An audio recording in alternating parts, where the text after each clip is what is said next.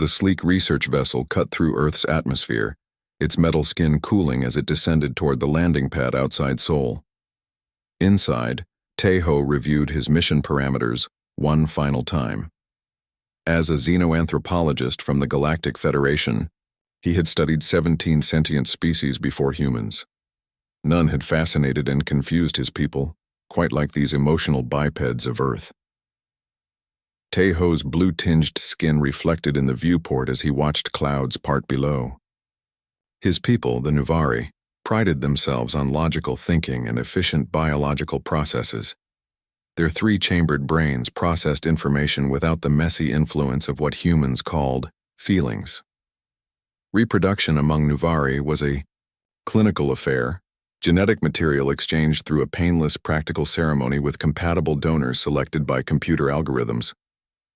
"Preparing for landing," announced the ship's computer.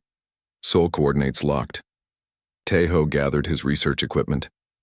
His mission was simple: observe human relationships and report on their strange attachment behaviors. The Nuvari Science Academy considered humans a puzzling anomaly in galactic evolution, a species that had somehow achieved space travel despite wasting enormous energy on non-survival activities like love and sacrifice. The ship touched down with barely a tremor. Tae-ho stepped onto the ramp, his tall frame adjusting to Earth's gravity with practiced ease. A small welcome party waited on the landing pad. At the front stood a human female in professional attire, her hand raised in greeting. "Welcome to Earth, researcher Tae-ho. I am Dr. Jisoo Kim from Seoul National University, Department of Anthropology." Her voice was clear and her smile seemed genuine. Tae-ho had studied human facial expressions extensively, yet still found them needlessly complex. "Thank you for this opportunity, Dr. Kim." Tae-ho bowed slightly, having learned this was a customary greeting. "I look forward to observing your species' social behaviors." Jisoo led him toward a waiting vehicle. "The university has prepared living quarters for you. Tomorrow we begin your immersion in human daily life." As they traveled through the city, Tae-ho recorded observations on his datapad. Two humans holding hands as they walked, a group sharing food at an outdoor restaurant, a female giving up her seat on public transportation for an elderly male.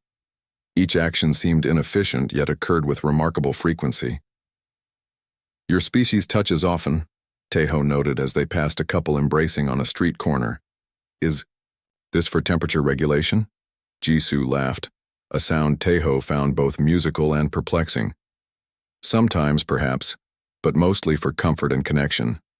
Physical touch releases oxytocin, a hormone that creates feelings of trust and bonding." "Interesting," Tae-ho replied, though he found it merely curious rather than logical. "The Nuvari touch only when necessary for medical examination or reproduction." "That sounds..." Jisoo searched for a diplomatic word. "Practical." The university campus sprawled before them, ancient buildings standing alongside modern research facilities. Students moved between classes, many in groups, talking and laughing. Tae-ho noted how rarely humans seemed to walk alone. "Your assigned office is next to mine," Jisoo explained as they entered the anthropology building. "We thought it would help with your research to observe academic social structures as well as general population behaviors." Tae-ho's quarters were simple but comfortable. After Jisoo left, he arranged his equipment and began dictating notes. Earth Day 1. Humans appear to seek physical proximity without practical purpose. They group together even when no danger is present and no resources need to be shared. Preliminary hypothesis: possible vestigial herd behavior from earlier evolutionary stages. The next morning, Jisoo introduced Tae-ho to her colleagues. The humans asked many questions about Nuvari culture, seeming genuinely interested rather than merely gathering useful data. This puzzled Tae-ho. Information without practical application was rarely sought among his people. "Do Nuvari form families?" asked one researcher. "We have reproductive groups for child-rearing efficiency," Tae-ho explained. 4 to 6 adults typically share responsibility for 8 to 10 offspring, optimizing resource distribution and education. "But not based on love or partnership?" another asked. "Such concepts have no biological purpose," Tae-ho replied. Children receive care from those most qualified regardless of genetic connection. The humans exchanged glances Taeho couldn't interpret. That evening, the department hosted a welcome gathering. Taeho observed as humans shared food, told stories, and engaged in an activity called watching a movie. The film depicted two humans going to extraordinary lengths to remain together despite environmental challenges. This behavior seems counterproductive to survival, Taeho commented as the male character on screen risked death to rescue his female companion. Jisoo smiled. That's what makes it meaningful. Choosing someone else's well-being over your own safety. But why would evolution favor such behavior? It decreases reproductive success. Perhaps some adaptations serve the group rather than the individual, Jisoo suggested. Human history is full of people sacrificing themselves for others, sometimes for family, sometimes for strangers. In fiction, perhaps, Taeho said with the certainty of one who believed his species had evolved beyond such primitive behaviors. Your entertainment exaggerates for emotional effect. Not always, Jisoo countered gently.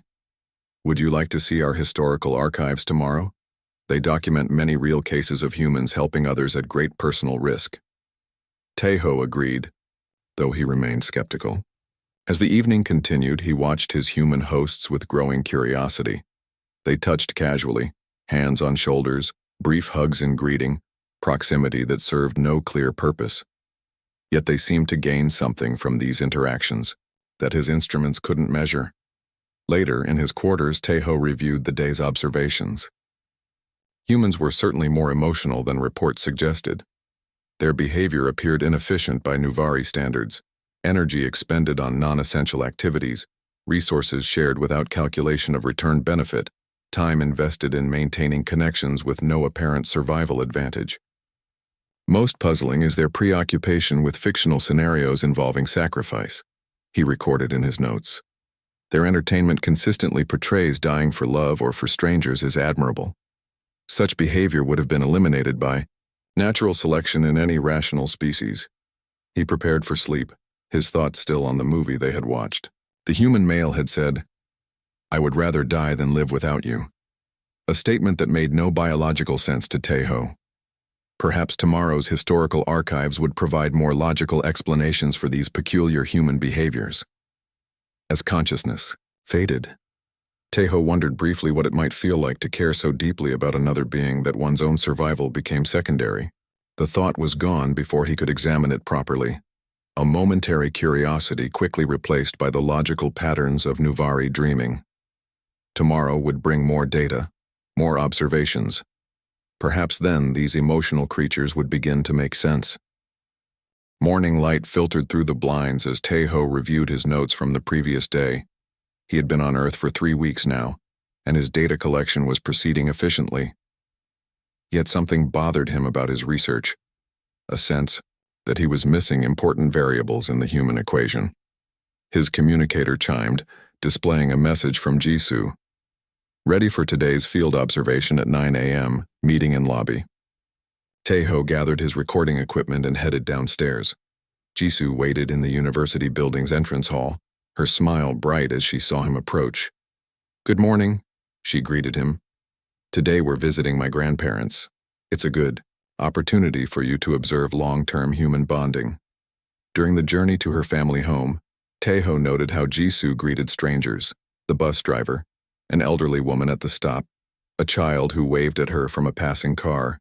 Each interaction seemed to leave both parties slightly happier, though no useful information or resources had been exchanged. "You communicate with many unrelated humans," Taeho observed. "Does this serve a social hierarchy function?" Jisoo considered this. "Not really. It's just being friendly.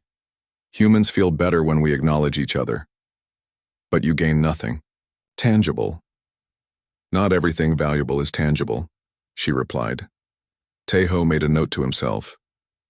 Humans assign value to intangible exchanges, possible cultural reinforcement of group cohesion behaviors. They arrived at a modest apartment building. Jisoo's grandparents lived on the 4th floor in a home filled with plants, photographs, and objects that seemed to serve no practical purpose. "Welcome," An elderly woman opened the door, immediately embracing Jisoo. "And you must be the researcher she told us about. I'm Grandmother Haewon." Before Taeho could respond, a man with white hair and a slight stoop appeared. "Come in, come in. I'm Grandfather Daejung. Any friend of Jisoo's is welcome here." The small apartment was warm and filled with cooking smells. Taeho noticed immediately how the elderly humans moved around each other with practiced ease, as if their bodies remembered the shape of the other's presence even when not looking. "They have been pair-bonded for 62 years, Jisoo explained, quietly as her grandmother prepared tea. Taeho blinked slowly, processing this information. Long past reproductive age. Yes, their marriage has nothing to do with reproduction now, if it ever did. They stay together because they love each other. Taeho watched as Grandfather Daejung struggled to reach for cups on a high shelf. His movements were slow, joints visibly causing him pain. Grandmother Haewon noticed and moved to help, but he gently waved her away. "Your knees are worse than my shoulders today," he said softly. "I can manage." Taeho recorded this interaction with a note. Inefficient resource allocation. Both elderly humans compromising physical comfort rather than allowing the more capable to perform tasks. Throughout the visit, Taeho observed dozens of similar exchanges. The grandparents anticipated each other's needs, sometimes fulfilling them before they were expressed.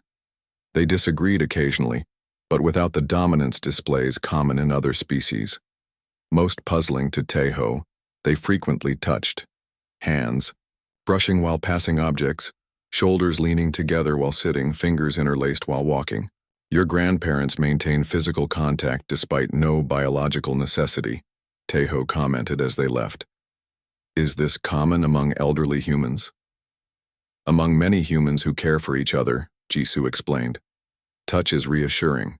It says, I'm here without words. The next day, Jisoo took Taeho to a community center where humans volunteered their time to help strangers. Some taught languages to immigrants. Others prepared food for those without homes. A group of young humans helped. Elderly ones learned to use technology. None of these helpers are being paid, Jisoo explained. They give their time freely. Taeho observed a young woman named Yuna patiently showing an elderly man how to video call his grandchildren. She had spent 45 minutes helping him, receiving nothing in return. Why do you do this? Taeho asked her directly. Yuna looked surprised by the question. Because he needs help and I can give it. She smiled at the elderly man. Besides, my own grandfather is far away. It makes me happy to help someone else's. This pattern repeated throughout the day. Humans helping other humans with no expectation of repayment or advantage. Taeho began a new category in his research, the Irrationality Index, documenting behaviors that contradicted evolutionary self-interest. That evening in the university library, Taeho researched human history. He found countless examples of humans risking or sacrificing their lives for others.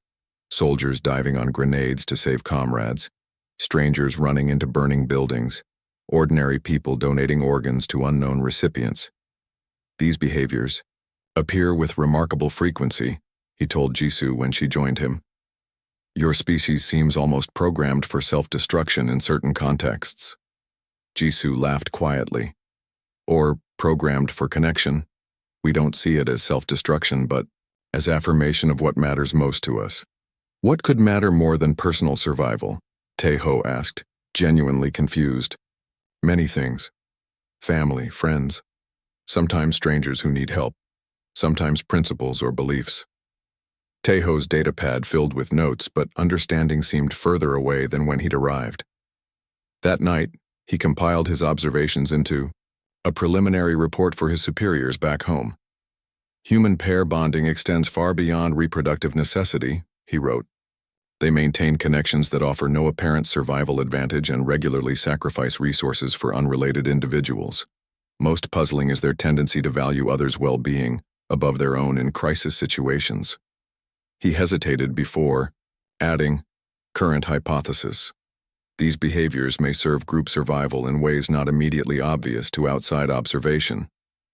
Further research required. The next week passed in a blur of new observations.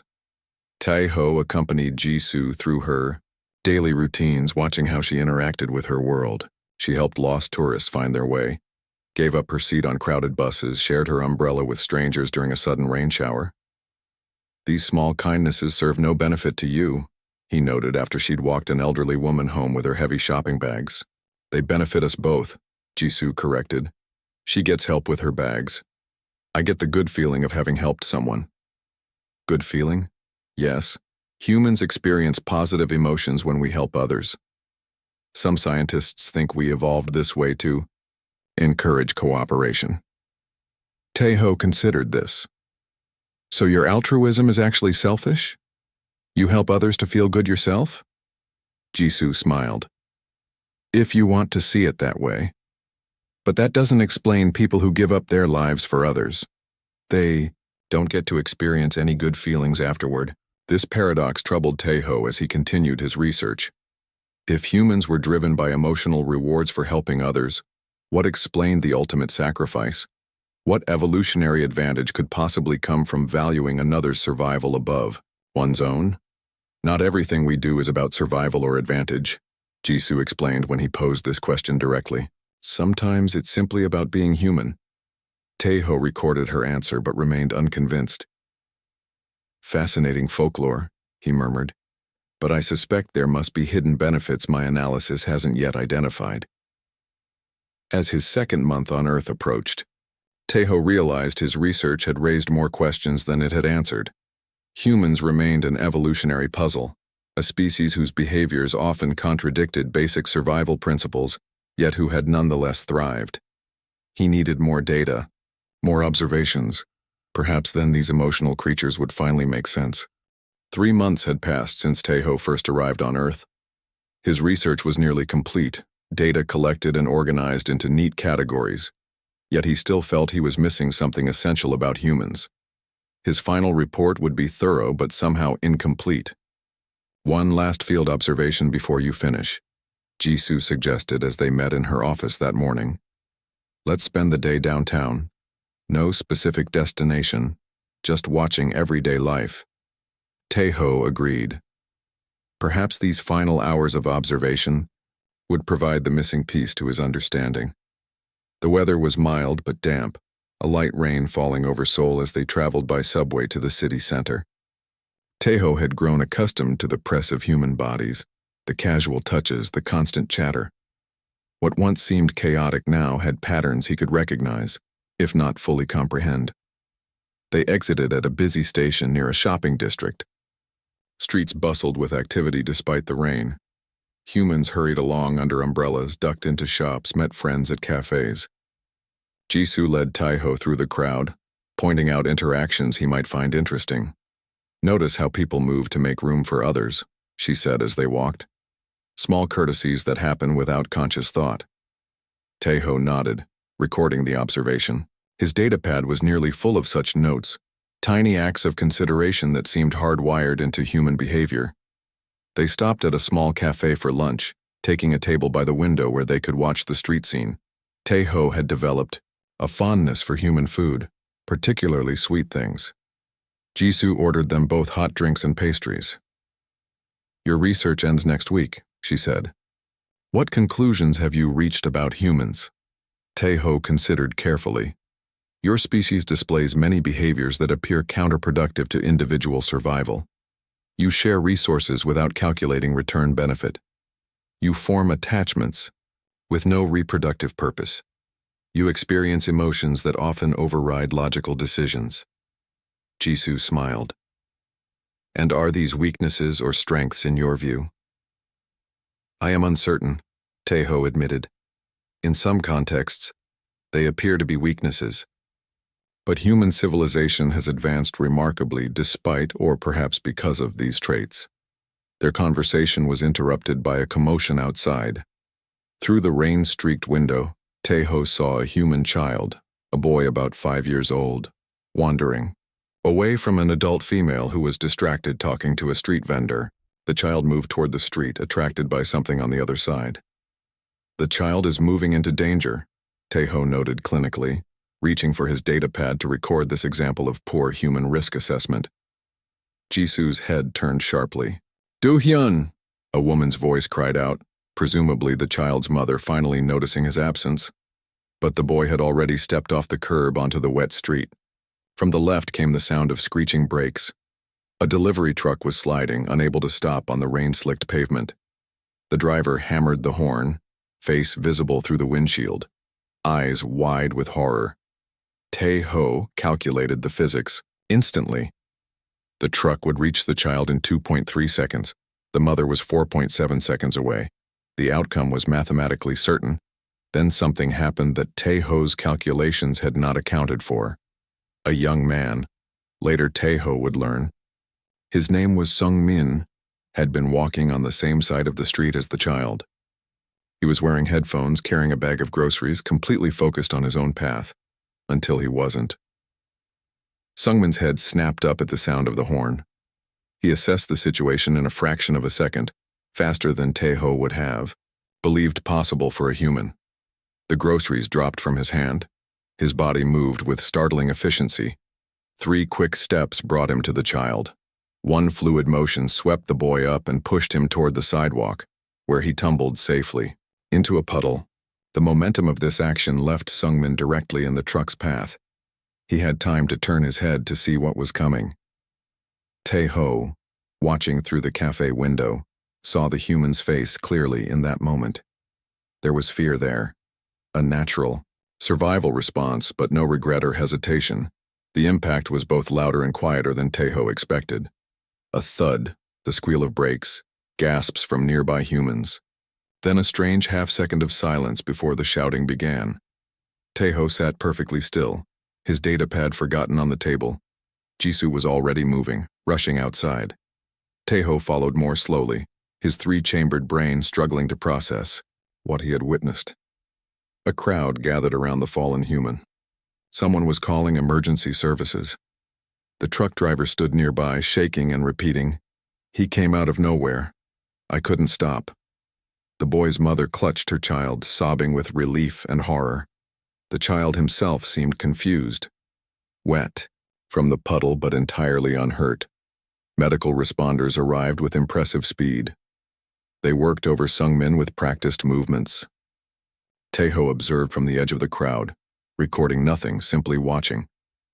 Sung-min regained consciousness briefly as they prepared to transport him. Despite obvious pain, his first words were clear. "Is the boy safe?" When assured that the child was unharmed, a small smile crossed his face before his eyes closed again. Jisoo pulled Tae-ho aside as they loaded Sung-min into the emergency vehicle. Her face was pale but composed.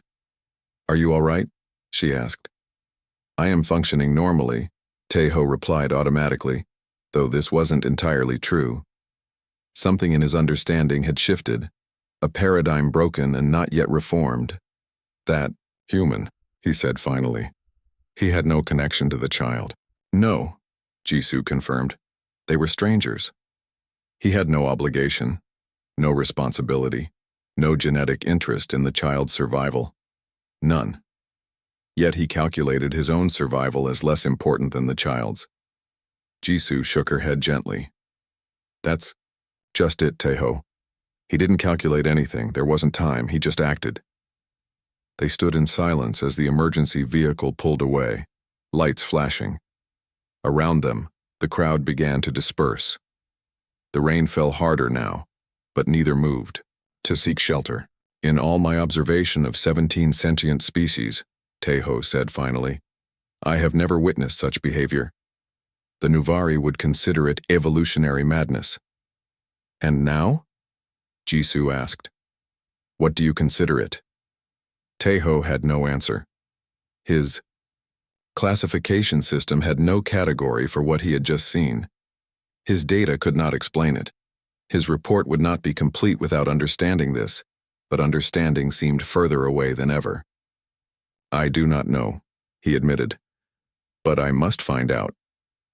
As they finally turned to leave the scene, Tae-ho noticed something odd. His recording device was still in his hand, but he had not activated it during the incident. For the first time in his career as an observer, he had become so absorbed in events that he had forgotten to record them. This, too, would require examination. The hospital waiting room was quiet except for the soft beeping of distant machines. Tejo sat perfectly still, his tall frame uncomfortably folded into a human-sized chair. He had been there for 6 hours, though he had no logical reason to stay. His research did not require this extended observation. His ship was prepared for his scheduled departure in 3 days. Yet he remained, watching humans move through their routines of care and concern. Jisoo returned with 2 cups of hot liquid that humans consumed for comfort rather than nutrition. She handed one to Tejo.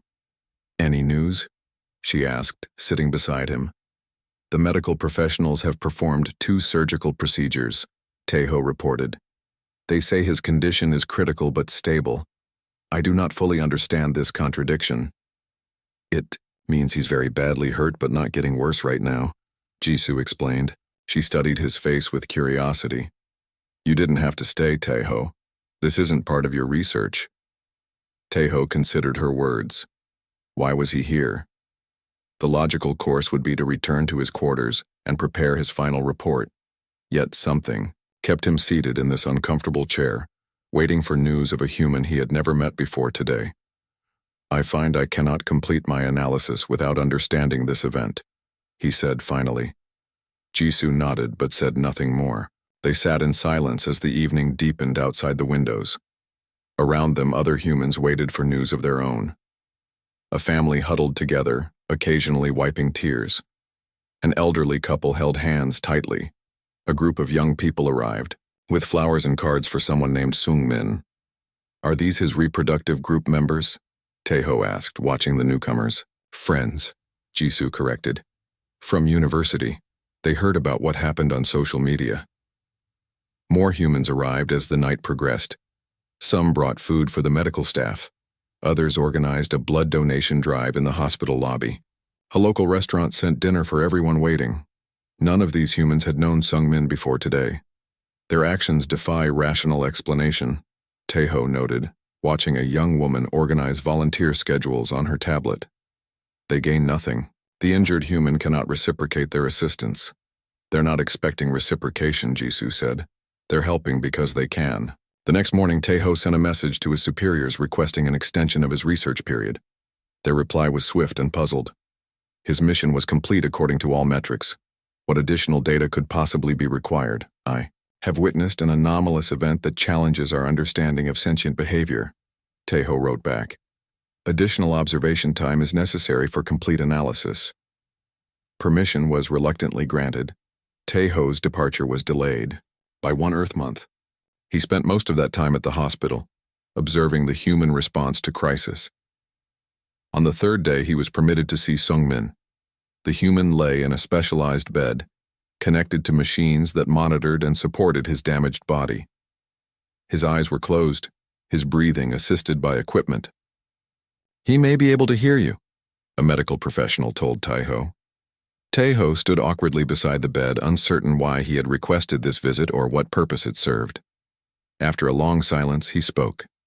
"Your actions were irrational according to evolutionary principles," he said quietly. "Yet they saved the smaller human I do not understand." Sung-min gave no response, but Tejo continued anyway. "In 300 years of contact with other species, the Nuvari have never recorded behavior like this. We've always believed our emotional detachment represented evolutionary superiority, that your human connections were primitive vestiges." He looked down at his blue-tinged hands, then at the human's still form. What if we were wrong? In the days that followed, Tejo began to re-examine all his previous research. He reviewed literature he'd dismissed as fantasy, historical accounts he'd categorized as exaggeration. The hospital became his new field site as he observed human responses to crisis. Most puzzling to him was the community's reaction. Humans who had never met Sung-min organized fundraisers for his medical expenses. A local school held an assembly about his heroism. The child he saved and his family visited daily, the mother often sitting for hours beside his bed. "Why does she stay?" Tejo asked Jisoo. Her offspring is unharmed. She has no obligation to this stranger. She feels connected to him now, Jisoo explained. He saved what matters most to her. How could she not care about him in return? 1 week after the accident, Sungmin's condition improved enough to remove the breathing assistance. 2 days later, he regained consciousness for short periods. Taeho was present during one such moment, standing quietly at the back of the room as doctors examined their patient. "The child?" Sungmin asked, his voice barely audible. "He's fine," the doctor assured him. "Not a scratch. You saved him." A weak smile crossed the human's face. "Good. Worth it then." Those 3 words haunted Taeho for days afterward.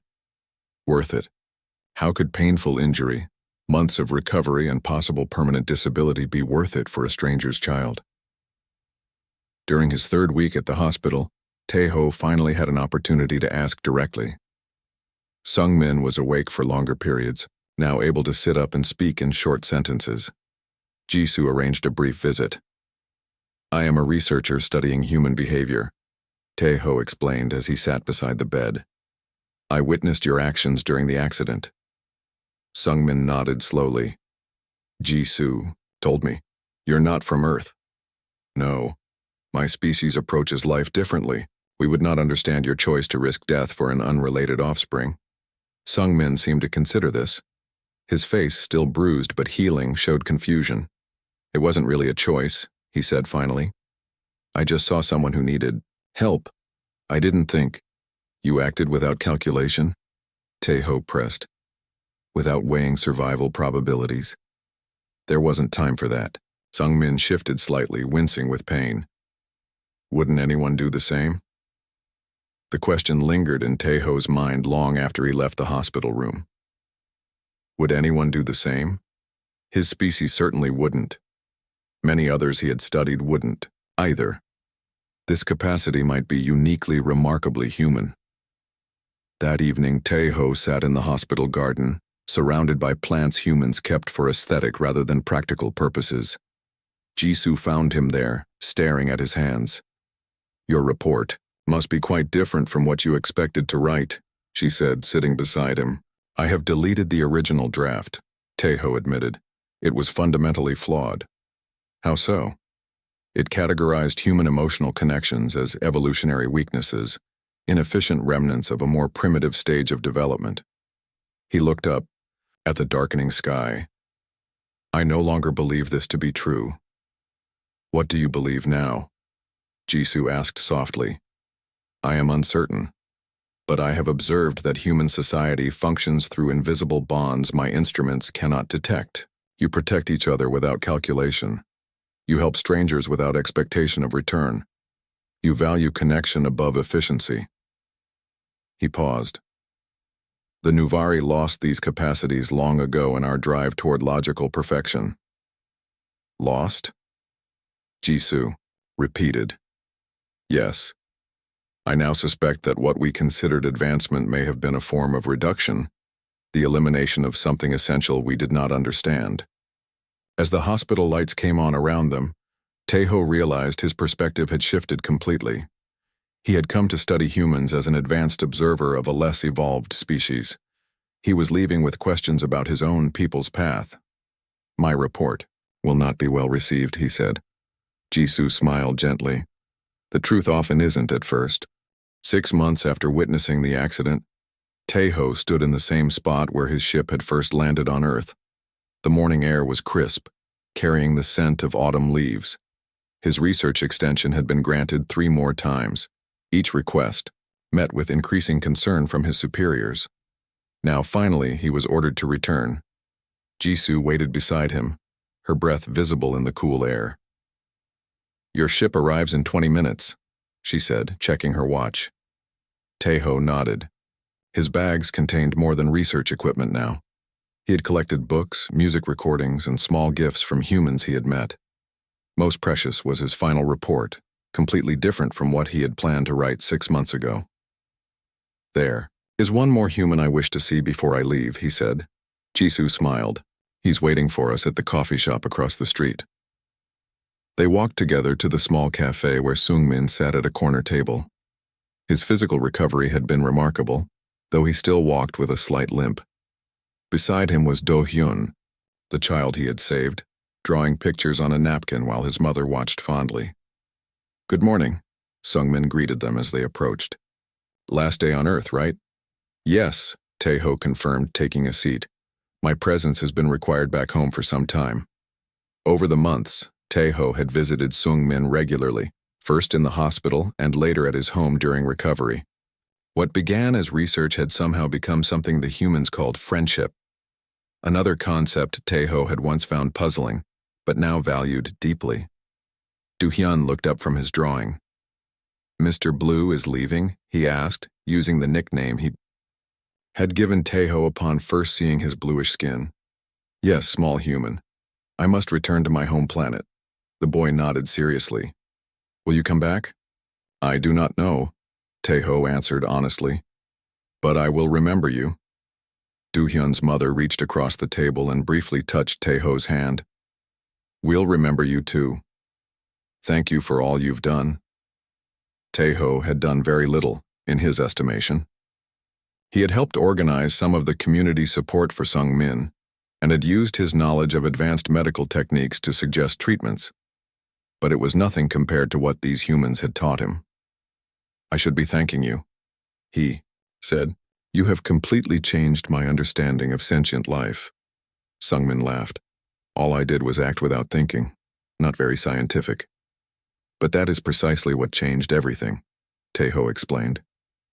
"The fact that your first instinct, requiring no thought or calculation, was to value another's life above your own." Do-hyun's mother wiped away a tear. Even now, months later, the emotion of what had happened remained strong.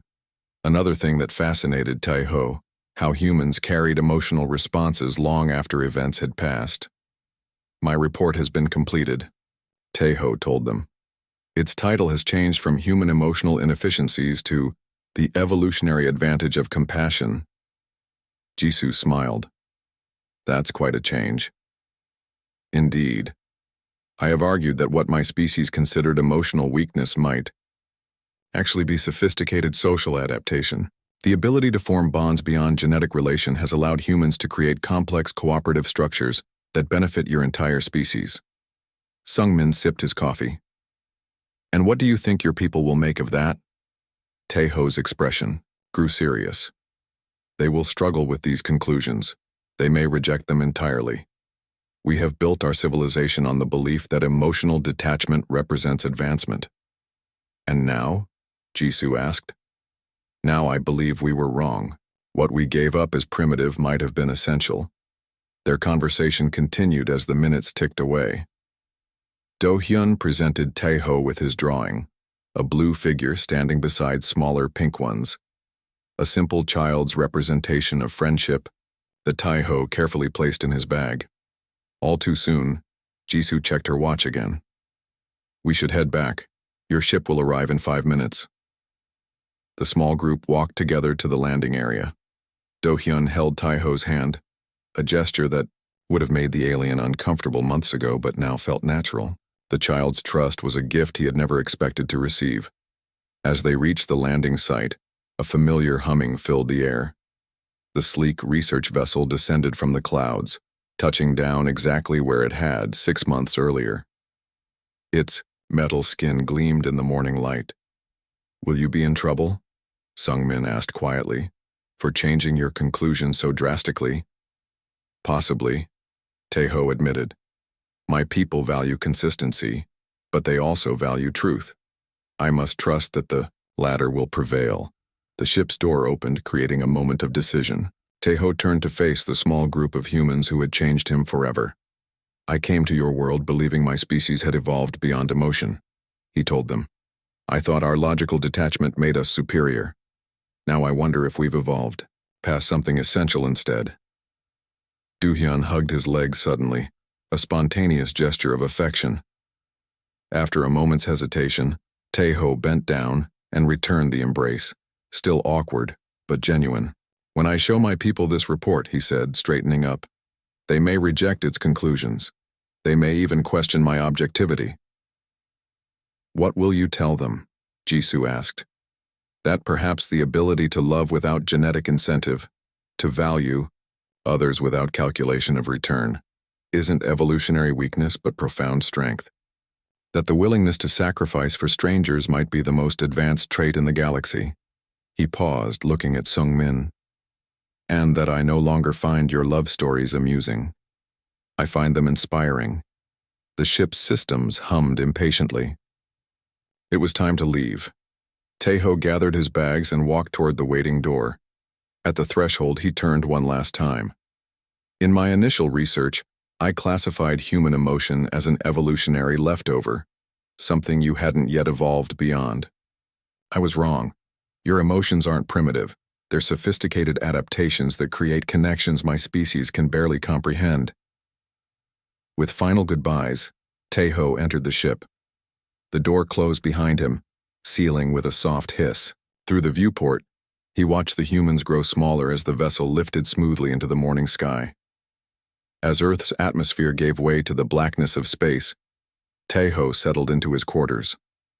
He removed the child's drawing and placed it carefully beside his workstation. Then he accessed the ship's recording system and began a personal log, something he had never done before. I have lived among humans, he began. I have witnessed their so-called emotional weakness. I have seen a being sacrifice himself for a stranger without hesitation or calculation.